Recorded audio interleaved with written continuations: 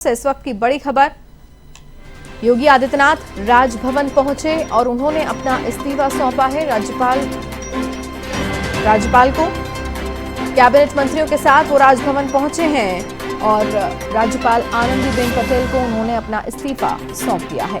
बड़ी खबर इस वक्त की लखनऊ से हम आपको बता रहे हैं, राज्यपाल ने इस्तीफा स्वीकार कर लिया है। बड़ी खबर इस वक्त की, योगी आदित्यनाथ राजभवन पहुंचे।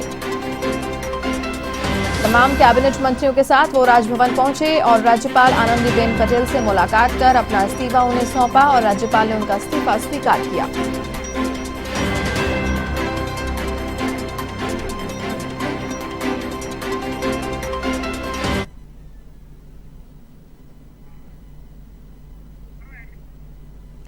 और आपको तस्वीरें भी दिखा देते हैं, योगी आदित्यनाथ और राज्यपाल आनंदीबेन पटेल की मुलाकात की, जब उन्होंने राज्यपाल से मिलकर अपना इस्तीफा उन्हें सौंपा और राज्यपाल ने इस्तीफा स्वीकार किया। ये तस्वीरें आपकी टीवी स्क्रीन पर।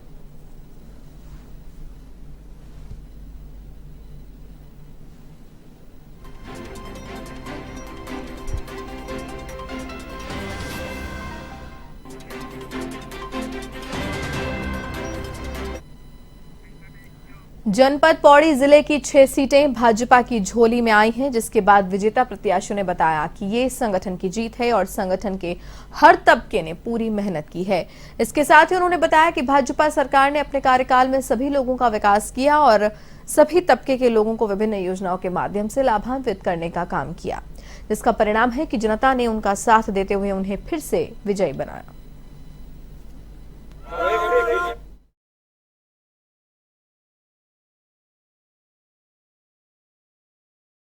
पहले मैं आभार व्यक्त करना चाहूँगी अपनी कोटद्वार की जनता का, महिलाओं का, बहनों का, भाइयों का, कि जो विज़न मैं लेकर आई उन्होंने उस विज़न को एक्सेप्ट किया। मेरे डेवलपमेंट प्लान को उन्होंने आज जिताया है और एक बार फिर मन में विश्वास आया है कि डेवलपमेंट से आदमी जीत सकता है और डेवलपमेंट से जीतना ही चाहिए।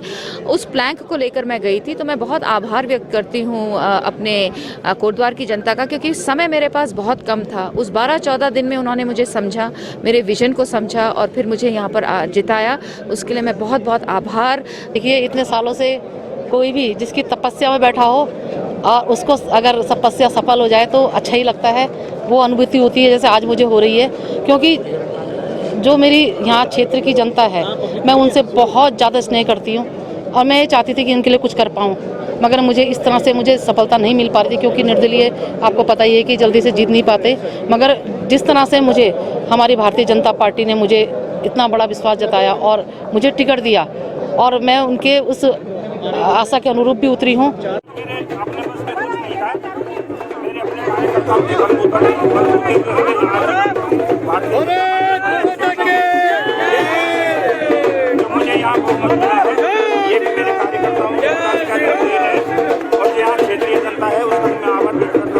लगातार कांटे का मुकाबला लास्ट राउंड तक चलता रहा और अब आप जीत गए हैं, क्या कहेंगे श्रीनगर की जनता के लिए खास? देखिए, सबसे पहले तो मैं प्रधानमंत्री जी का धन्यवाद देना चाहता हूं कि जब प्रधानमंत्री जी श्रीनगर आए तो हमको ये पता हो गया था कि हम सभी सीटें यहाँ की जीतने वाली थी, तभी मैंने बयान दिया था। और मैं उत्तराखंड की जनता का भी और विशेषकर श्रीनगर की जनता का भी धन्यवाद देना चाहता हूँ। रुझान है और मैं समझता हूँ कि सभी कार्यकर्ताओं को मैं धन्यवाद ज्ञापित करना चाहूँगा।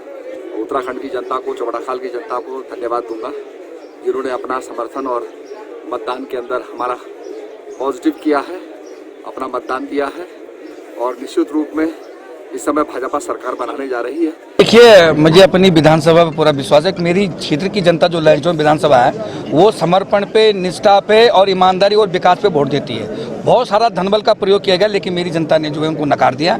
और मैं समझता हूं कि जिन व्यक्ति की आप बात कर रहे हैं, माननीय हरक सिंह जी की, उनको गलतफहमी है कि मेरा बहुत जनाधार है। मैं आपको बता दूं, हर समय वो सत्ता के साथ रहे, लहर के साथ चुनाव जीते हैं और पहली बार वो लहर के खिलाफ चुनाव लड़े हैं, तो उनको अपनी जो स्थिति का भान हो गया है। बाजपुर में भाजपा प्रत्याशी राजेश कुमार ने विधानसभा चुनाव में मिली हार के बाद प्रेस वार्ता कर क्षेत्र की जनता का आभार व्यक्त किया। साथ ही राजेश कुमार ने सभी विजयी विधायकों को शुभकामनाएं भी दी। इस दौरान राजेश कुमार ने कहा कि विधानसभा चुनाव में भाजपा पार्टी के कार्यकर्ताओं ने भरपूर मेहनत की थी, लेकिन किसी कारणवश वो जीत हासिल नहीं कर पाए। उन्होंने कहा कि वो निजी रूप से चुनाव हारे हैं, लेकिन भारतीय जनता पार्टी ने उत्तराखंड में पूर्ण बहुमत हासिल किया है।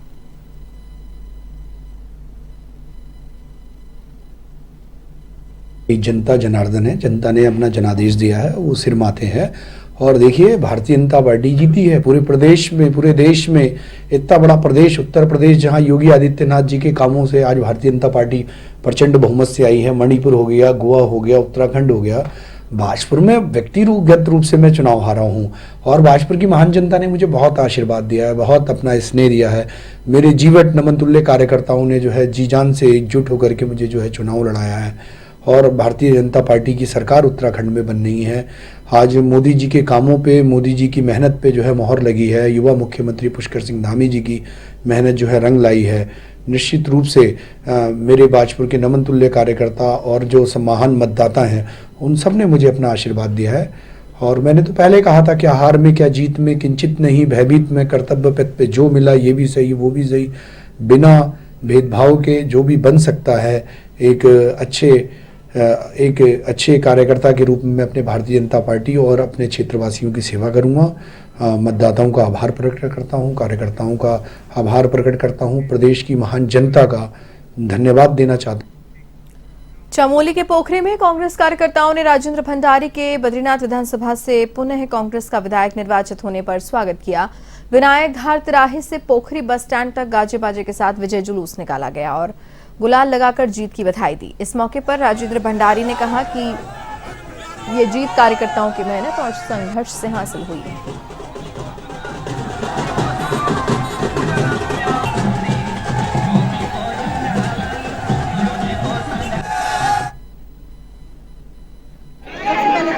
बद्रीनाथ विधानसभा की जो जीत है उसका श्रेय मैं सम्रांत जनता को देना चाहूँगी। वो उनका प्यार है, प्रेम है। और जो भंडारी जी की जीत हुई है उनके विकास के नाम पे जीत हुई है। उन्होंने मोदी जी के नाम पे वोट नहीं लिया, न किसी पार्टी के नाम पे।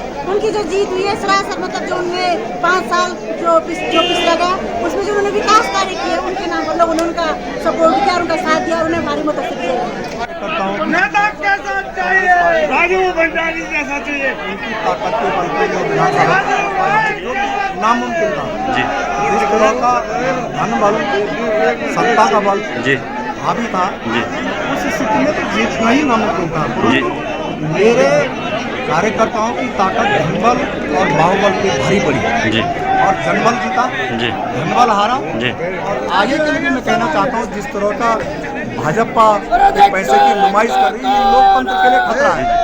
आगे भी इन बातों पर विचार करना पड़ेगा ताकि ये पैसों पर रोक लगे, धनबल पर रोक लगे और आम जनमानस की भावना के अनुसार लोकतंत्र के अंदर चुनाव हो, ऐसी मेरी इच्छा है और होगा। ये बहुत दिन तक नहीं चलने वाला है। अभी ऐसा कि मोदी जी के नाम से सारे विधायक बन जा रहे हैं, मंत्री बन जा रहे हैं। एक समय ऐसा आएगा जो अपनी पहचान से ही सबको बनना पड़ेगा और वो समय होगा कांग्रेस का। निश्चित रूप से आज कांग्रेस जरूर जो है चिंतन मंथन के दौर से है और एक दिन जनता सोचेगी, पुनर्विचार करेगी और पूरे हिंदुस्तान पर कांग्रेस का। कुमाऊं की लालकुआं सीट से चुनाव लड़ रहे पूर्व सीएम हरीश रावत हार गए हैं। यहां से बीजेपी के मोहन सिंह बिष्ट ने जीत दर्ज की है। यहां हुए मुकाबले में हरीश रावत करीब 14,000 वोटों से हारे। माना जा रहा है कि लालकुआं सीट से कांग्रेस से बागी होकर चुनाव लड़ी संध्या डालाकोटी के कारण कांग्रेस के वोट बैंक में खासी सेंध लगी, जिससे हरीश रावत को हार का मुंह देखना पड़ा। बता दें कि हरीश रावत की ये दूसरी बड़ी हार है। पिछले चुनाव में भी हरीश रावत को बड़ी पराजय का सामना करना पड़ा था। लालकुआं सीट से किस्मत आजमा रहे पूर्व सीएम हरीश रावत अपनी जीत को लेकर आश्वस्त भी थे, लेकिन उन्हें इतनी बड़ी हार का सामना करने पड़ेगा इसका उन्हें अंदाजा नहीं था। हरीश रावत की इस हार के बाद भाजपाइयों ने कहा है कि ये हर दा नहीं हार दा है।